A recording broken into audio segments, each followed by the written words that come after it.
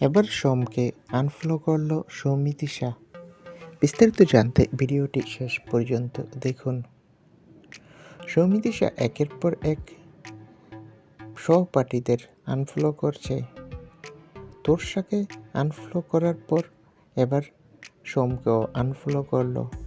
সৌমিতিশা এই নিয়ে এখনও চুপ, তবে তার ভক্তরা কিন্তু সরব হয়েছেন। সৌমিতিশার এক অনুরাগী লেখেন, সৌমিতি তো ধ্রুব আর তন্নিদি ছাড়া মিঠাই পরিবারের কাউকেই ফলো করতো না, আনফলো করেছে অনেক আগেই। জানি না তন্নিদি এখন কেন এসব বলছে বা লিখছে, আদৌ সৌমিতিশাকে নিয়েই লিখছে কিনা। তবে ধ্রুবজ্যোতি সোমকেও আনফলো করার কোনো ব্যাখ্যা পাচ্ছেন না অনেক তারকারাই।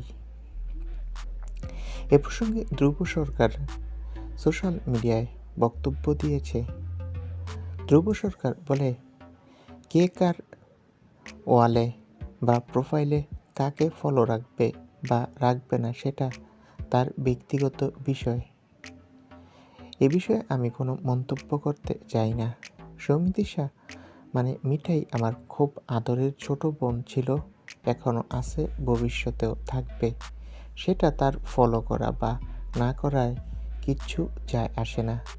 তো বন্ধুরা, ধ্রুব সরকার কিন্তু সৌমিতিশাকে ছোট বোনের মতোই ভালোবাসে।